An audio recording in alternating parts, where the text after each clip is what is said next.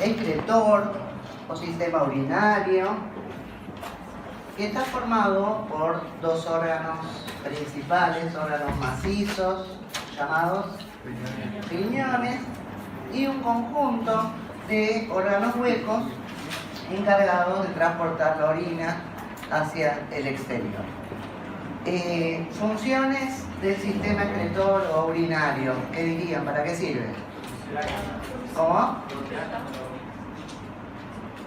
Producción de orina, principal. ¿Y qué sería la orina? O sea, es un líquido en el cual están disueltos los desechos celulares. Bien, ¿qué más? ¿Para qué más sirve el sistema urinario? Además de fabricar orina y excretar la orina. Filtración de sangre. ¿Cómo? Filtrar la sangre. Esto de filtrar la sangre es una acción para lograr la producción de orina, no es una función en sí misma. Y cuando dicen filtrar la sangre, es filtrar el plasma, porque no es que filtra también los glóbulos rojos, blancos o plaquetas. ¿Estamos? Bien, o sea que la filtración tiene que ver con la producción de orina. ¿Alguna otra función? Eritropoyetina. Producción de eritropoyetina. La eritropoyetina entonces es una hormona, esto es función endocrina, se produce en los riñones, actúa sobre la médula ósea estimulando la eritropoyesis, es decir, la formación del glóbulo rojo. Bien. También produce renina. ¿Y cuál es la función? Para aumentar o regular la tensión arterial, subir la presión arterial o el volumen de sangre circulando. O sea que tiene función sobre la regulación de la tensión arterial. ¿Para qué más sirve? Modifica o activa la vitamina D. Muy bien. ¿Qué más? Agua corporal. Tiene que ver con la regulación del volumen del líquido extracelular o del líquido que hay en general, y no solo del líquido, sino que regula también la cantidad de electrolitos y el pH de la sangre. Todo eso hace. No solamente los riñones fabrican orina y listo. Tiene 5 o 6 funciones. Vamos a hablar ahora de la histología del riñón. Vamos a empezar entonces diciendo que es un órgano macizo. ¿Tiene cápsula? Sí. Tiene una cápsula delgada, cápsula con nombre propio, cápsula de Gerota. Esta cápsula del tejido conectivo denso no modelado es bastante delgada y tiene mucha grasa perirrenal. Vamos a encontrar tejido adiposo alrededor del riñón y metido dentro de este tejido adiposo se encuentran las glándulas suprarrenales. Bien, además de tener una cápsula, tendríamos que decir que hay un parénquima y un estroma. Un parénquima y el estroma. El estroma de tejido conectivo es bastante escaso, no vamos a ver mucho estroma, pero sabemos que el estroma es el que le va a dar la forma y la estructura a los órganos. Y el parénquima, hay dos maneras de hablar de él. El parénquima podemos decir que está dividido en una corteza y una médula. Mentira, no es una corteza y una médula, en realidad es una corteza y muchas unidades de médula que tienen forma triangular. O podemos decir también que está formado por, voy a cambiar de color porque no están dando bien, por una estructura, una unidad funcional que se llama como nefrón o nefrona. Y acá siempre hago el mismo chiste: si es varón son nefrón, si es mujer son nefrona. No, algunos libros dicen nefrón, otros libros dicen nefrona, es exactamente lo mismo.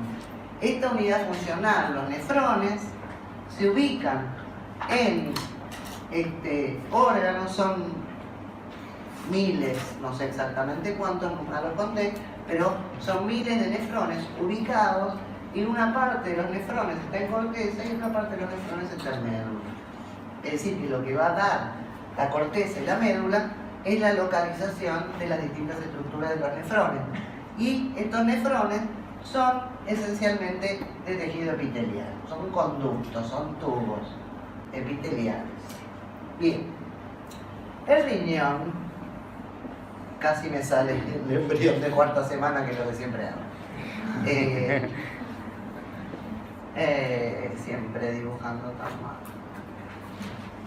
Bueno, el riñón tiene forma arriñonada. Otro chiste. Tiene forma de poroto, con una concavidad y una convexidad, donde sale el ilio. Por el ilio sale la pelvis renal, que se comunica con el uréter, y esta pelvis renal se comunica con cálices mayores y luego con cálices menores. Todo esto forma parte del árbol de excreción. Ya esta parte no sale, de esta parte no sale, no se fabrica la orina, sino que ya está hecha y se transporta. Entonces acá tenemos corteza y médula. La médula, como les decía, tiene un aspecto de pirámide o triangular, con la base hacia la corteza y la punta hacia los cálices menores, donde justamente desembocan la formación ya de orina. Con respecto a la corteza, tenemos un sector que está por encima de la médula y tiene forma rayadita y nombre que confunde, que se llaman rayos medulares. Se llaman rayos medulares y están en la corteza, pero se continúan en la médula.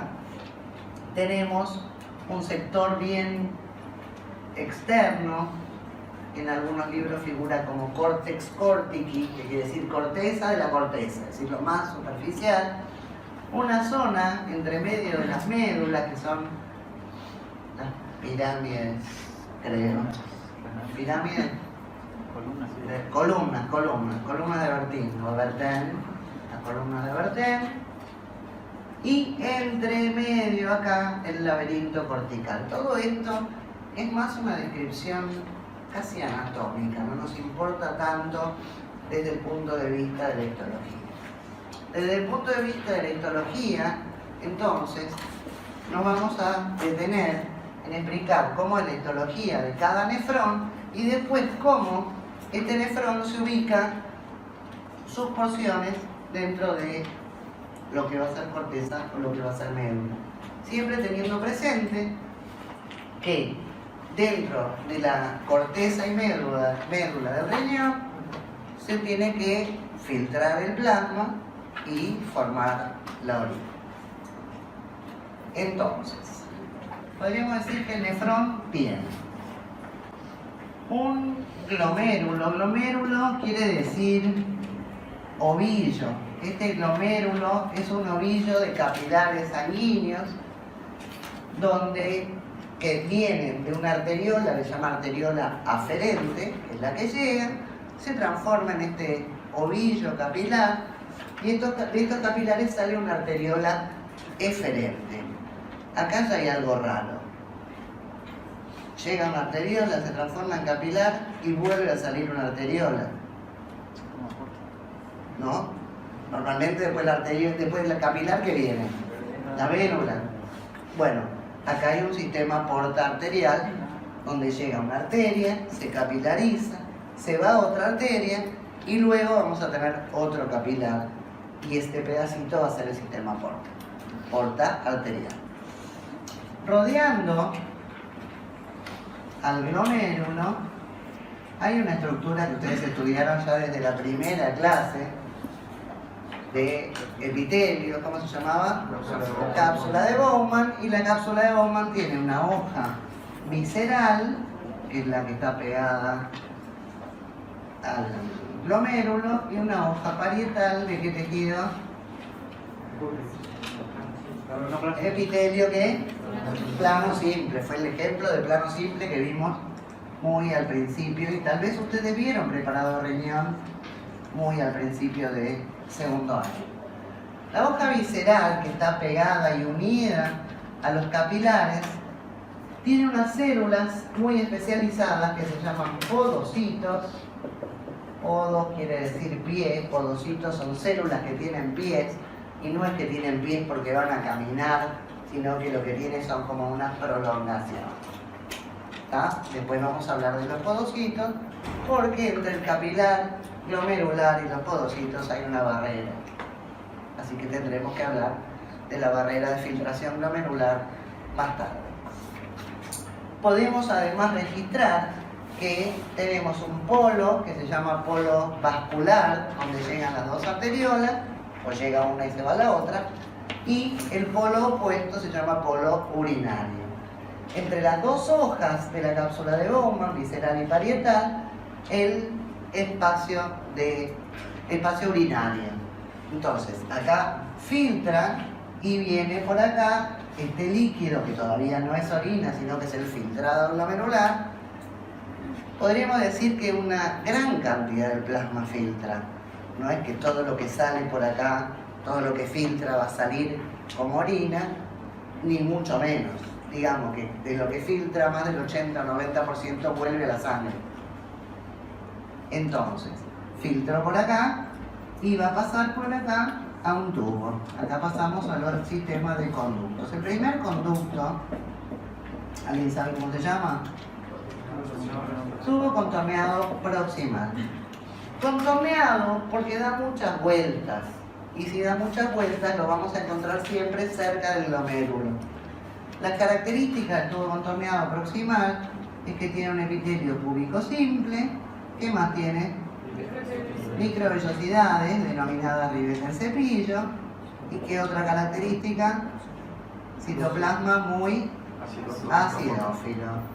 ¿Por qué tiene citoplasma muy acidófilo? Porque tiene gran cantidad de mitocondrias. Entonces, si hacemos un corte transversal del tubo contorneado proximal, vamos a ver citoplasma acidófilo. La luz, normalmente en el práctico les van a decir la luz está sucia, porque las microvellosidades entonces tienen esta característica que hace que la luz yo no la vea exactamente bien definida, sino que sucia por las microvellosidades. Y entonces ya dijimos que tenía mucho citoplasma muy acidófilo porque tenía muchas mitocondrias. Y si tiene microvellosidades, ¿cuál es su función? La absorción. En realidad acá se la llama reabsorción, porque venía de la sangre, filtró y ahora vuelve a la sangre. No es como la absorción del tubo digestivo, que comimos, pasó al tubo digestivo y de ahí se absorbe a la sangre, sino que venía de la sangre y se reabsorbe. Entonces podemos decir que básicamente la función de los tubos contorneados proximales es la reabsorción. Necesita energía para esta situación y por eso tiene una cantidad de mitocondrias. El tubo contorneado proximal se continúa con una parte que es recta. Algunos la llaman porción recta del proximal, tubo recto proximal, otros ya la relacionan con la estructura siguiente, que como da la vueltita se llama asa de Henle. Entonces, tenemos la porción recta del proximal o el asa descendente de Henle, el asa de Henle y entonces luego tendríamos la parte ascendente. Del asa de Henle básicamente, sobre todo la parte que da la vueltita, el epitelio es plano simple o apenitas, un poquito más alto que plano simple, bastante finito, es decir que yo no voy a ver más de 1 o 2 núcleos en el corte de lo finito que es. Luego tenemos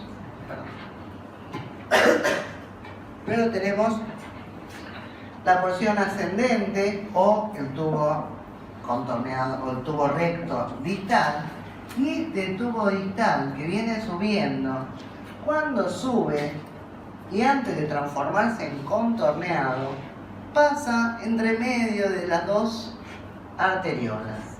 Entonces puede ser que en mi corte yo me encuentre con una rama, una porción del tubo contorneado distal metido entre medio de las dos arteriolas. Esto es importante, ya vamos a ver por qué. Porque en general uno hace este dibujito y hace como que sigue para allá. Bueno, en realidad sigue a meterse acá y de acá sale contorneado. El distal tiene epitelio cúbico simple, pero no tiene microvellosidades y no es tan acidófilo. O sea, las dos diferencias son que la luz está limpia y que el citoplasma no es tan acidófilo. Entonces yo puedo diferenciar cerca del glomérulo si estoy viendo un contorneado proximal o un contorneado distal. Hasta ahí el nefrón. Entonces, en este camino se produjo un poquito de orina o algo que en principio sería orina. ¿Dónde desembocan los tubos distales? Lo escuché. En los túbulos colectores. Pero los túbulos colectores no forman parte del nefrón o de la nefrón. Entonces vamos a ver si lo hacemos en otro color. Los tubos distales son donde va a desembocar, los tubos, colectores, esto seguiría por acá, y termina desembocando en el distal. ¿Por qué no forma parte de la nefrona? Porque cada colector recibe de muchas nefronas, entonces no pertenece a una. Mi ejemplo habitualmente es, imagínense un edificio de 20 pisos. ¿Se imaginan un edificio de 20 pisos? Cada uno tiene un baño. Entonces, una persona en el piso 20 va al baño, tira la cadena y eso se va por un cañito. Pero el del 20 del otro lado también se juntan. Y se juntan el del 19, el del 18, el del 17. Estos caños van a ser cada vez más grandes. Entonces tenemos una característica que el túbulo colector se va a ir haciendo cada vez más grande y más grueso a medida que llega a la papila, que es el sector donde termina. Entonces vamos a ver colectores más finitos, pero que luego se van aumentando de diámetro y de espesor. Bueno, ya que empecé a hablar de esto, vamos a comentar qué es esto. Esto habíamos dicho que era un distal que se ponía cerca de entre las dos arteriolas, y esta estructura que vamos a encontrar acá tiene un nombre especial que se llama aparato yuxtaglomerular. Aparato yuxtaglomerular es una estructura comprendida por tres tipos celulares diferentes. La mácula densa es una modificación del tubo distal que pasa entre medio de las dos arteriolas, donde mácula densa quiere decir mancha densa, ¿verdad? Mácula es mancha. Entonces lo que nosotros nos vamos a encontrar es que estas células se modificaron, en lugar de ser cúbicas pasan a ser un poco más altas, los núcleos son más grandes y más cromatina más densa y forman como una mancha densa, y de ahí que alguien le puso mácula densa. Esta mácula densa va a estar relacionada también con la túnica media de las arteriolas. En algunos libros dice que solo arteriola próxima, arteriola aferente, otro dice que es arteriola eferente, otro dice que son las dos. A mí me da lo mismo, porque en realidad microscópicamente yo no sé cuál es la aferente y cuál es la eferente. La cuestión es que la túnica media de alguna de las dos arteriolas o de ambas va a formar las células yuxtaglomerulares, y además como tercera estructura entre medio de las dos arteriolas y fuera del glomérulo está lo que se llama el mesangio extraglomerular.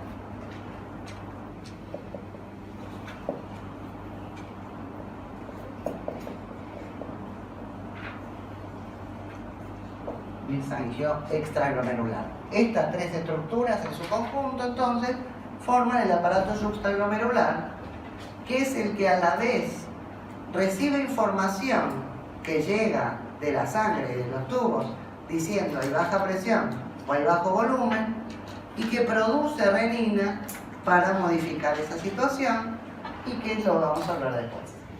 Pero esto sería la estructura. ¿En qué polo vamos a encontrar al aparato substaglomerular? En el polo vascular. ¿Está claro?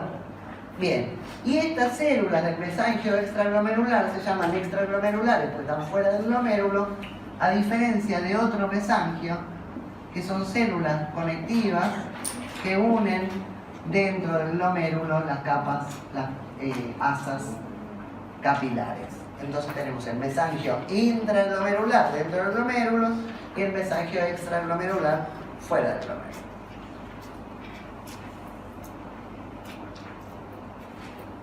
Bien. Yo podría entonces hacer así.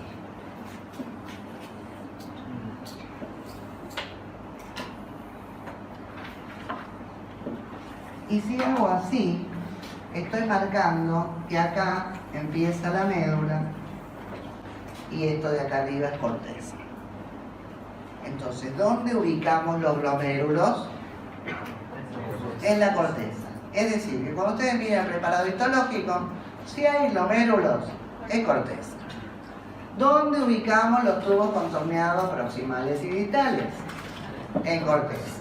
¿Dónde ubicamos al aparato substaglomerular? En corteza, en el polo vascular.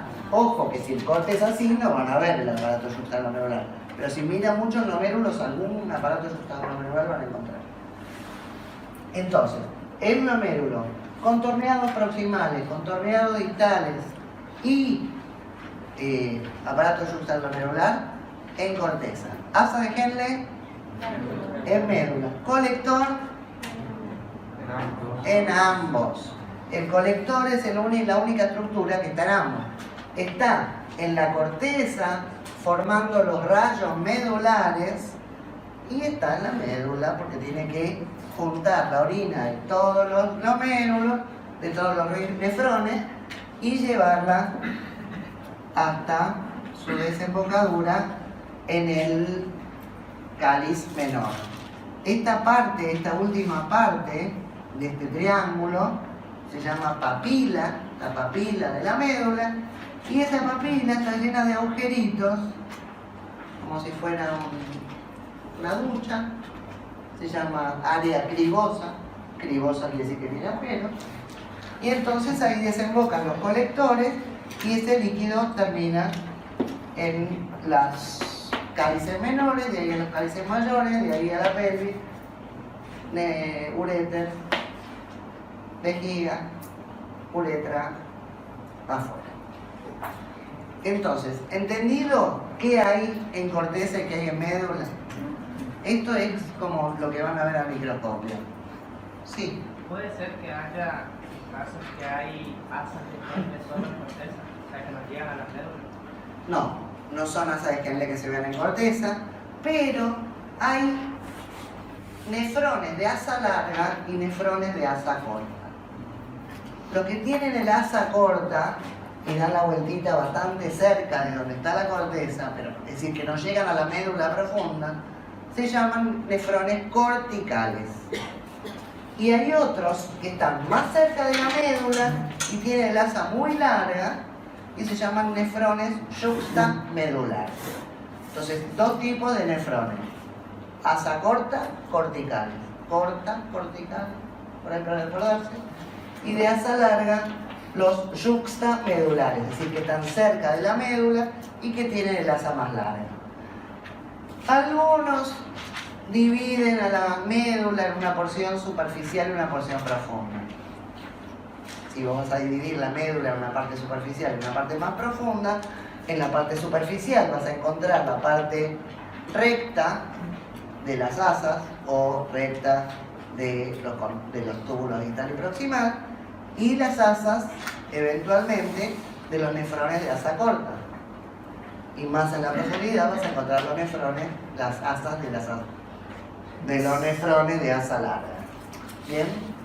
¿Alguna otra pregunta? ¿Estamos entendiendo algo? Profe, Sí. ¿cómo se definiría un mesangio? El mesangio, mesoangio, que está en el medio de los vasos. ¿Acordáis, mono, que angio quiere decir vaso?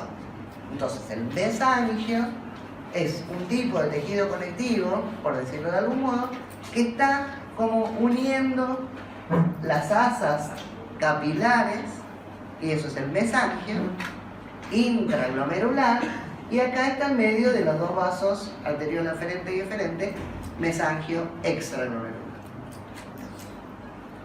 Bueno, tratando de hacer que ustedes entiendan entonces cómo los nefrones se ubican en corteza y en médula, vamos a hablar un poco más de la función renal, que en realidad van a terminar extendiendo y estudiando bien en fisiología, pero como ya varias veces le dije, estructura está relacionada con función, hay que entender una cosa y la otra. La sangre que circula viene por la arteriola aferente, esta arteriola se capilariza, da el glomérulo y se ve. Esto ya lo dijimos, y dijimos que alrededor del glomérulo teníamos unas células que se llamaban podocitos. Entonces, los podocitos son células que van a modular qué cosas filtran y qué cosas no filtran. Para que haya cosas que filtren más grandes que cualquier otro tipo o que otro tipo de capilares, los capilares glomerulares son fenestrados. Ejemplo de capilar fenestrado, capilares, ¿se acuerdan fenestrados que tenían agujeros en el citoplasma? Entonces, yo tengo capilares fenestrados y tengo estas células podocitos que tienen prolongaciones, que es como que abrazan al capilar, parecido al pie chupador. ¿Se acuerdan la barrera hematoencefálica? Bueno, esta es otra barrera, pero tiene como algo parecido. Tiene un capilar y una célula que abraza ese capilar. Estos podocitos, que son estas prolongaciones que tiene estos pedicelos, los podocitos tienen prolongaciones que se llaman pedicelos. Estos pedicelos se ubican así, abrazando al capilar, y viene uno acá, viene otro acá y se interdigitan. Entonces todo el capilar está rodeado por estas prolongaciones de los podocitos que se llaman pedicelos. Estoy hablando de la barrera de filtración glomerular.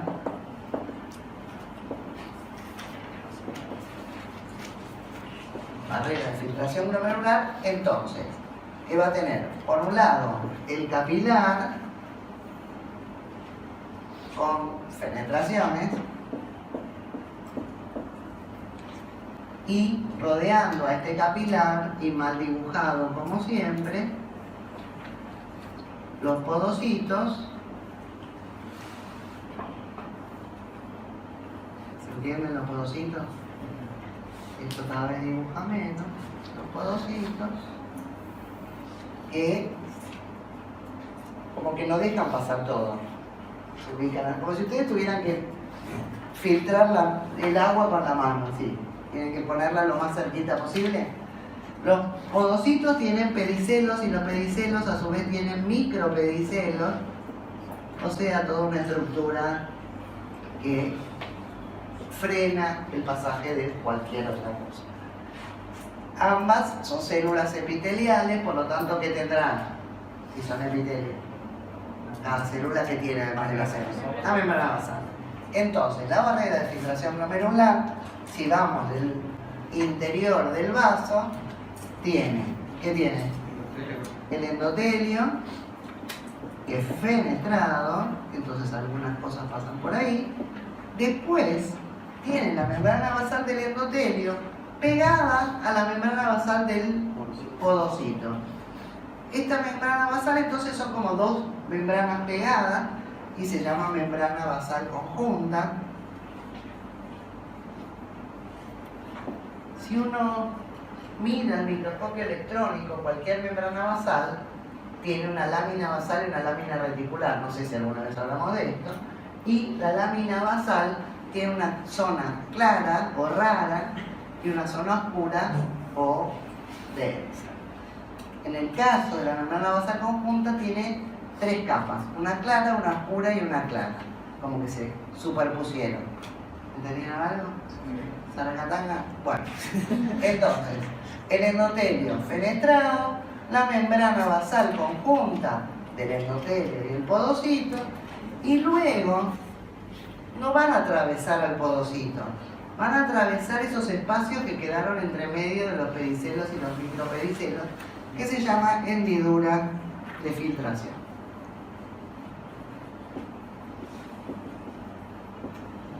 Entonces, todo lo que logre pasar por todo esto de la sangre, pasar por estos agujeros y atravesar la membrana basal y la hendidura de filtración, llega del otro lado. ¿Qué hay del otro lado? El espacio urinario. Entonces filtra y cae al espacio urinario. ¿Se entiende?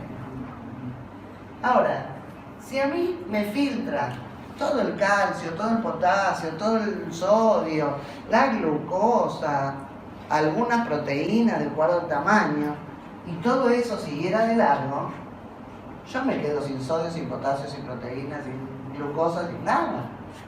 Entonces, de verdad, todo el 90% de lo que filtró se reabsorbe a nivel del contorneado proximal. El contorneado proximal tiene capilares que vienen de la arteriola eferente. Entonces, vino la arteriola eferente, capilarizó, filtró, se va a la eferente y vienen unos capilares peritubulares a reabsorber, donde se reabsorbe y vuelve a la sangre la mayor parte de lo que filtró. ¿Entendieron eso? Bien, hay algunas cosas que filtran y no vuelven. Pero hay otras que no filtran y se tienen que ir. ¿Entendieron lo que dije?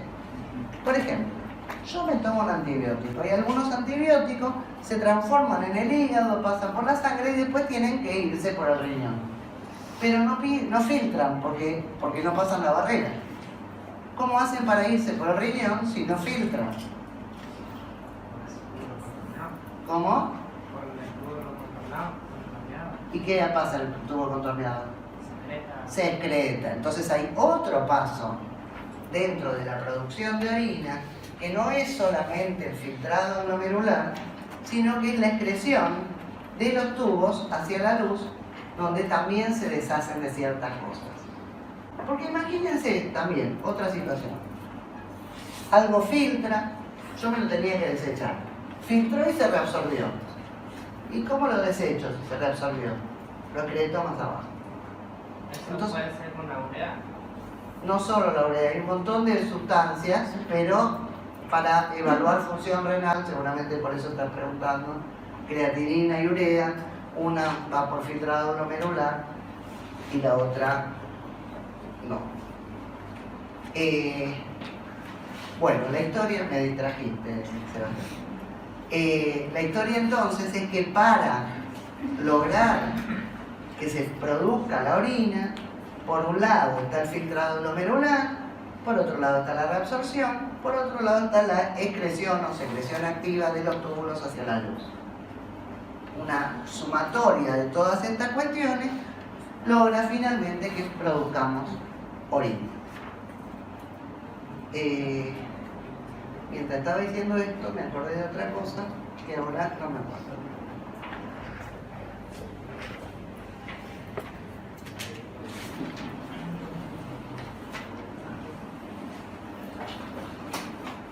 Vamos a hablar a continuación, salvo que me acuerde rápidamente de lo que quería decir,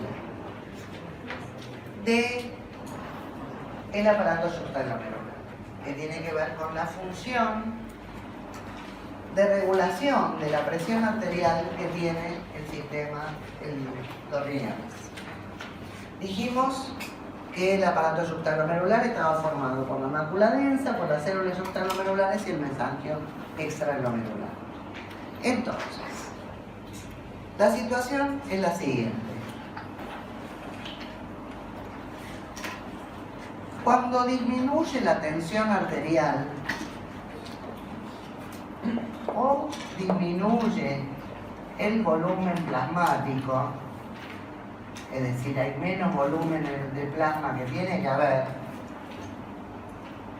se activa una alarma que hace que me suba la presión. Esto existe desde que existen los humanos hace muchos millones de años, y donde los humanos inicialmente comían frutitas de los árboles, raíces del piso, y cada tanto mataban algún bicho y lo asaban, pero le ponían sal y condimentos y ketchup y mostaza.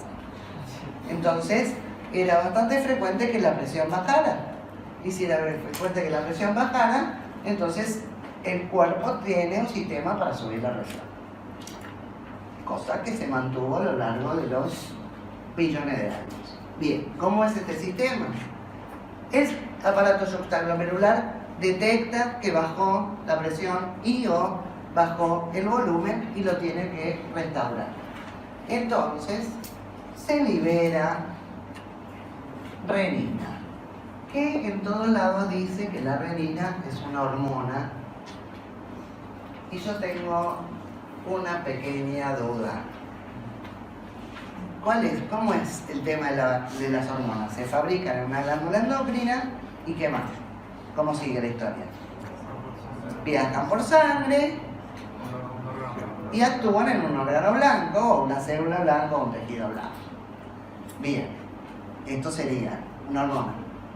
Es más, uno dice como esta cosa de que la glándula es el arquero, la hormona es la flecha que viaja por la sangre y da justo en el blanco de Diana o de Target. Bueno, la renina actúa sobre una proteína que está circulando por la sangre.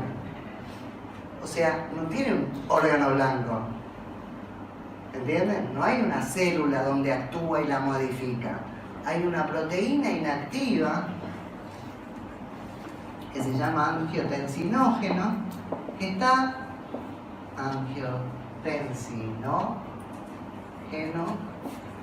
que está circulando por la sangre, y la presencia de renina en sangre transforma a este angiotensinógeno en una proteína activa que se llama angiotensina 1.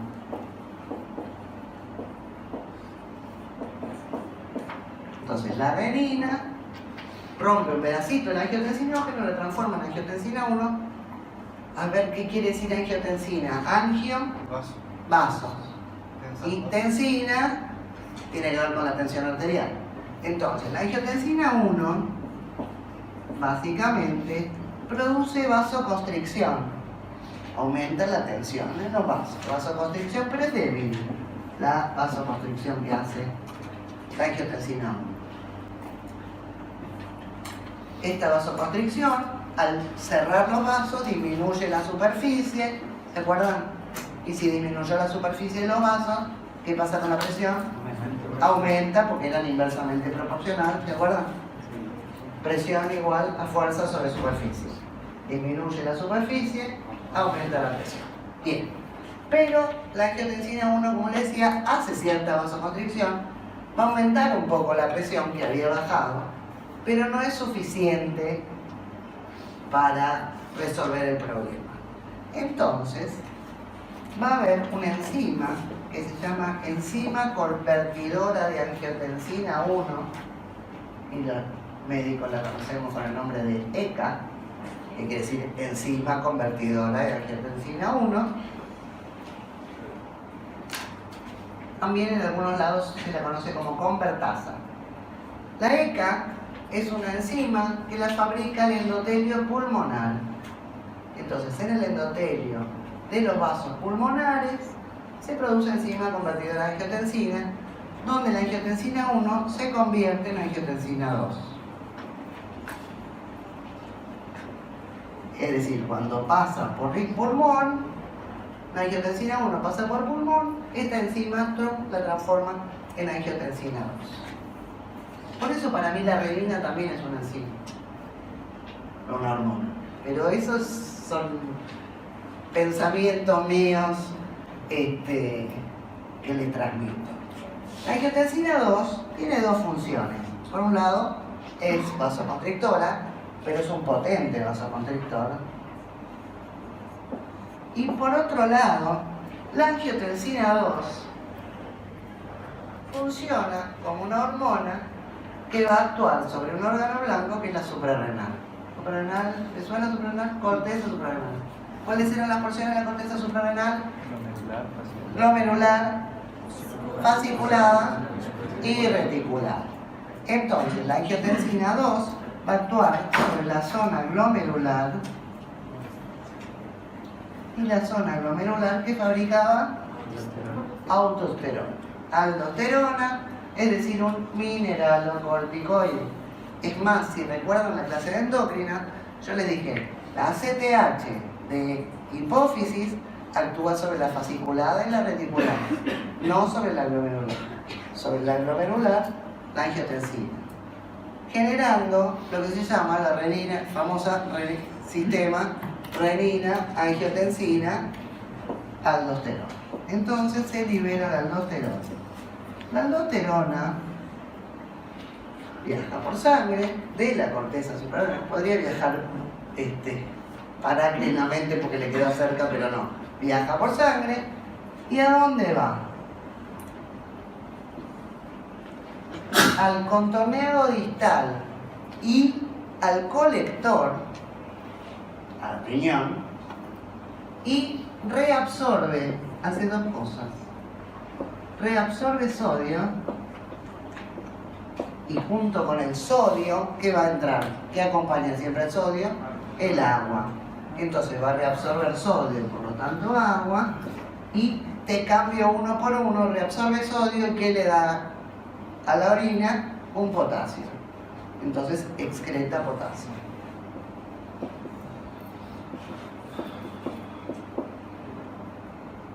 Reabsorbe sodio, junto con el sodio entra agua, excreta potasio. Por lo tanto, si yo reabsorbo sodio y agua, ¿qué pasa con esto? Reabsorbo sodio, tengo más agua, me aumenta el volumen, me aumenta la presión. Que era lo que queríamos revertir. Tenía baja presión y bajo volumen, sistema renina, angiotensina, aldosterona, agarro de riñón sodio y agua, aumento la presión, aumento el volumen.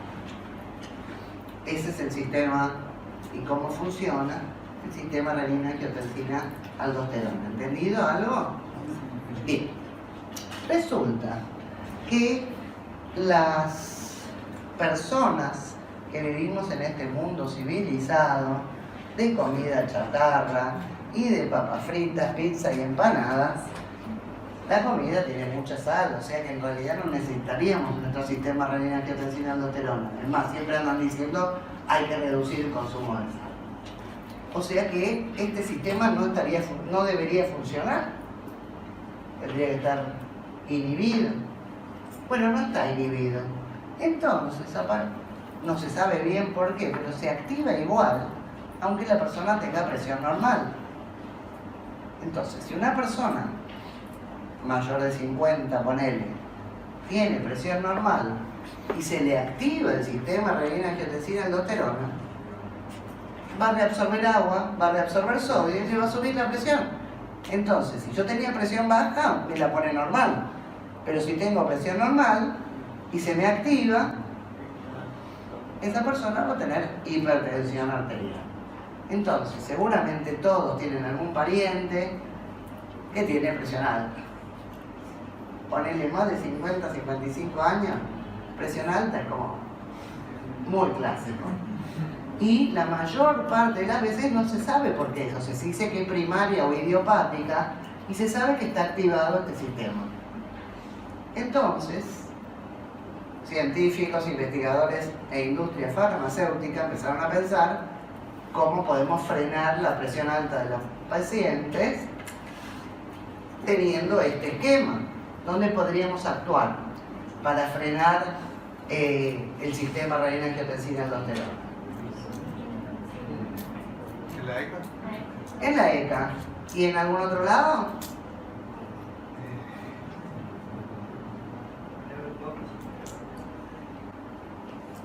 ¿Cómo dijeron? No te escucho. Neurohipófisis. En la neurohipófisis, ¿qué tiene que ver la neurohipófisis? La vasopresina aumenta apenina. No. Está bien, porque la vasopresina es antidiurética, absorbe agua, pero no aumenta la presión. ¿Se puede inhibir los canales de sodio? Estos canales de sodio. No. Bueno, podemos inhibir los canales de sodio, estos en realidad, frenando la aldosterona. Entonces, si ustedes tienen que pensar que tengo que frenar algo de todo esto, a mí lo primero que se me ocurre, ninguno lo dijo todavía, yo trataría de frenar la renina. Si no anda la renina, el angiotensinógeno queda como estaba y no pasa nada. Pero todavía nadie encontró ningún medicamento que frene la renina. Entonces, los otros dos lugares donde se podría frenar este sistema y que no llegue hasta ahí es o a nivel de la ECA, que la angiotensina 1 no se transforme en angiotensina 2, o a nivel de la aldosterona, que no reabsorba sodio y agua. ¿Entendieron? Entonces, un medicamento que existe, que es diurético, a veces se usa como diurético, porque como no reabsorbe sodio y agua, el agua se va, se llama espironolactona.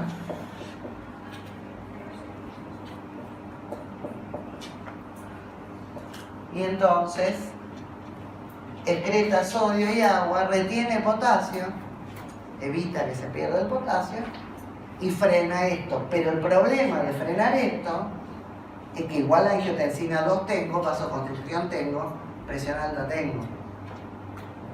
¿Entienden? Frené a este, pero no frené esta acción de la angiotensina 2.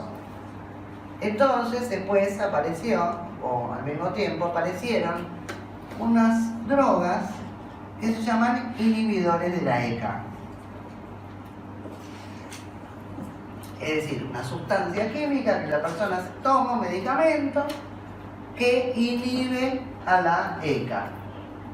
Los inhibidores de la ECA impiden que la angiotensina 1 pase a angiotensina 2 y la angiotensina 1 era vasoconstrictor débil. Entonces solo consigo una débil vasoconstricción, no una presión alta con reabsorción de sodio y agua. De manera tal que hay en el mercado farmacéutico gran cantidad de drogas inhibidoras de la ECA, la mayoría terminan con PRIL.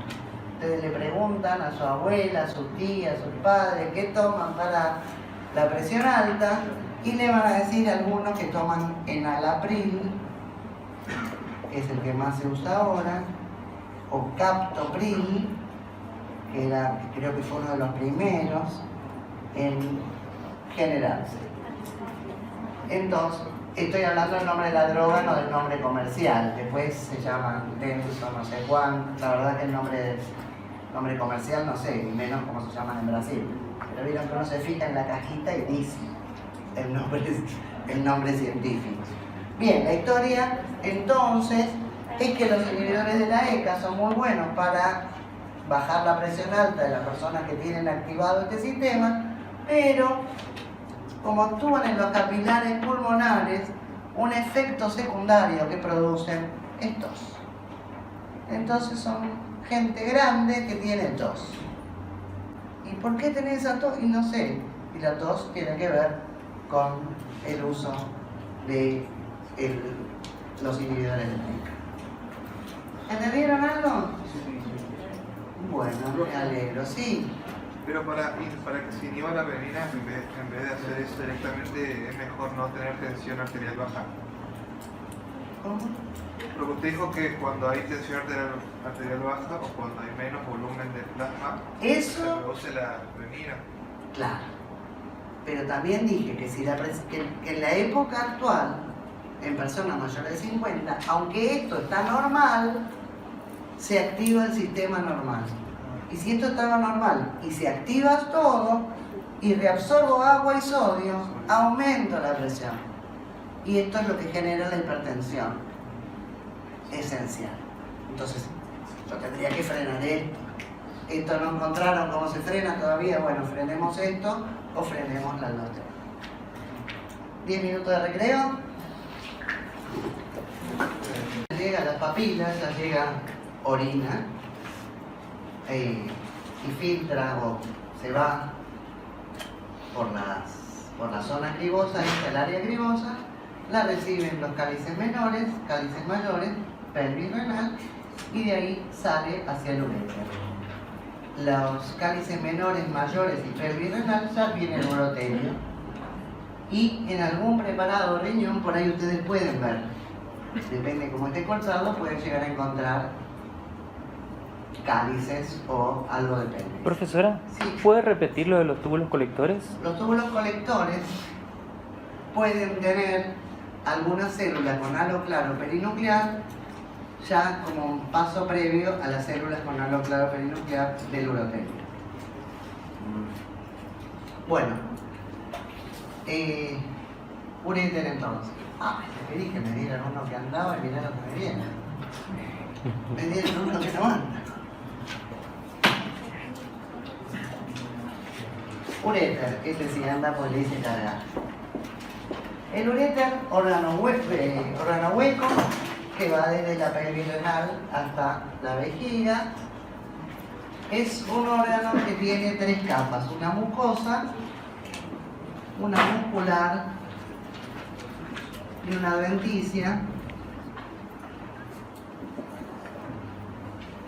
La mucosa tiene como epitelio un urotelio y por debajo una lámina propia, donde podríamos decir que, conociendo las láminas propias, ¿de qué tejido es? Tejido conectivo laxo. En algún libro que leí hoy dice que es denso. De vuelta a este tema. Digamos que laxo, que es lo que suele haber debajo de los epitelios. Recordemos que el urotelio es un epitelio estratificado, tiene muchas capas, las células son bastante redondas, pero muchas de ellas se introducen en la capa inferior y entonces tienen forma de raqueta, las famosas células en raqueta o en espejo de mano. Y si seguimos varias capas más arriba, la última capa tiene una célula que parece un paraguas abierto y entonces se llaman células en paraguas, ¿verdad? Además, muchas de las células tendrán halo claro perinuclear. Entonces, estas son las cuatro características del urotelio: epitelio estratificado, células redondeadas, células en raqueta, células en paraguas, células con halo claro perinuclear, y que si tal vez recuerdan aquella clase de febrero, marzo, varía la cantidad de capas según si el órgano está contraído o está dilatado. En la mayoría de nuestros casos lo vamos a ver contraído y vacío, entonces vamos a verle muchas capas. La túnica muscular son tres capas, una interna, una media y una externa, y son así: longitudinal interna, circular media y longitudinal externa. Y no me equivoqué. Longitudinal interna, circular media, longitudinal externa. Es raro que en el medio esté la circular y haya dos longitudinales, pero así nomás es. Bueno, y la adventicia, como ustedes saben, tejido conectivo laxo, algo de adiposo, y siendo un órgano hueco, van a llegar por afuera los vasos y los nervios. Otra aclaración es que cuando vean el preparado histológico, el uréter es chiquitito, ocupa poco lugar en el corte. No van a encontrar un preparado así grande, van a encontrar algo muy chiquitito, ¿sí? La mucosa puede estar ligeramente arrugada, entonces por ahí no ven liso el borde, sino que puede hacer unas subidas y bajadas. Con respecto al otro órgano que van a ver, ¿cuál sería? La vejiga. La vejiga urinaria, que por favor se escribe con B corta y con J primero y con G después. Esto va para los brasileros que escriben con X, B larga, cualquier cosa. ¿Está? Bien, en español, vejiga se escribe así. La vejiga es un órgano sacular, es decir, tiene forma de bolsa, no de tubo. Van a llegar los dos uréteres por el extremo superior y por debajo se continúa con la uretra. Y entonces tiene como medio una bolsa como medio triangular, anatómicamente, ya la van a estudiar. Histológicamente también tiene 3 capas, una mucosa, una muscular y una adventicia en algunos lugares y serosa en otros. ¿De qué va a depender? De que haya mesotelio o no. ¿Y de qué va a depender de que la vejiga tenga mesotelio o no? De su relación con el peritoneo. El peritoneo, la parte que da la vueltita abajo donde termina, es como que cubre por encima a la vejiga. Entonces la cara superior de la vejiga tiene serosa, el resto es todo adventicia, algo así. La mucosa tiene un epitelio. ¿Cómo será el epitelio? Urotelio, como dijimos recién, una lámina propia de qué? Tejido conectivo laxo. La túnica muscular también son 3 capas, igual que en el uréter, una circular, una longitudinal, una longitudinal, una circular y una longitudinal. Pero como característica que tiene la vejiga, a diferencia del uréter, es que las capas musculares están rodeadas o tienen mucho tejido conectivo entre medio. No son túnicas de músculo muy apretadas entre sí, sino que se las ve como más dispersas entre medio tejido conectivo. Adventicia o serosa según la ubicación. Y eso es todo. Porque eso es todo, papá.